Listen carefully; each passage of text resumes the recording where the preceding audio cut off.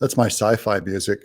I'm Doug in Exile. The Senate Armed Services Committee put together this hearing on UFOs. In this actual hearing, they call them UAPs, that's unidentified aerial phenomena, because unidentified flying object didn't have enough syllables for the government. Unidentified objects in any domain pose potential risks to safety and security, particularly from military personnel and capabilities. Congress and DoD agree that UAP cannot remain unexamined or unaddressed. But these are government eggheads that want to do more surveillance work, which I think is great because it's almost certainly coming from some kind of a enemy here on Earth, but they're asking for money. They need more sensors on the ground to find these things. Most of our sightings occur in the 15 to 25,000 foot range, and that is ultimately because that's where a lot of our aircraft are. Just so you can see, there's that thick black bar down at the bottom left. That shows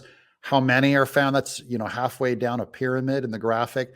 Look up above, you can see the Chinese air balloon is way up above where most of our UFOs are found. Over half, about 52% of what's been reported to us are round orb spheres. These are spy vehicles from other countries because they're right down where our military, where all our aircraft and all our stuff is. It's a good low height for surveillance. It's not way out there like these are space spies coming down. They could look at us from afar. Why come down on Earth? This first one is an MQ-9 in the Middle East, observing that blow up, which is an apparent spherical object via... A spherical object as a flying object makes a lot of sense because they could be unidirectional. They're naturally aerodynamic. A chrome sphere, that's the simplest design you could make would be a circle. Okay, so now they're going to show the footage of this recently declassified UFO.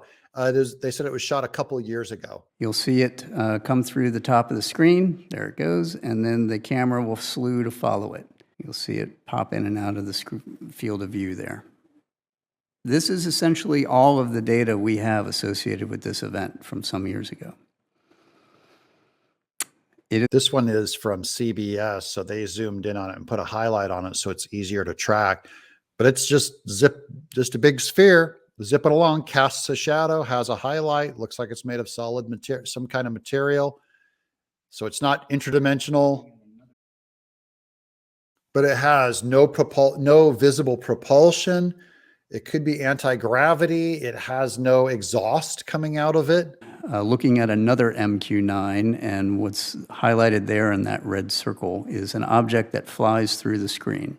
And then here's one where he's showing the other kinds of UFOs that they have. This was also declassified. First video. So we're looking at that. There it goes. Why don't you play it again and then pause it halfway through? Right there. And this one turns out to be just a normal airplane that goes through the screen. So you'll see the tail sort of pop out there. And so what you're looking at is, this is in the infrared, this is the heat signature off of the engines of a commuter aircraft that happened to be flying in the vicinity of where those two MQ-9s were at. It probably only cost a couple $1 million to find out that that was a commuter aircraft. But we'll keep you posted on all UFO news, though I'm going to tend to be a debunker. I believe this is military intelligence, probably from China, could be some other country that's buying stuff from them. These look like just normal spy craft seeing what we're up to. If you guys think this is an ET, tell me in the comments below. Or if you're a skeptic also, let me know. I'm Doug in Exile.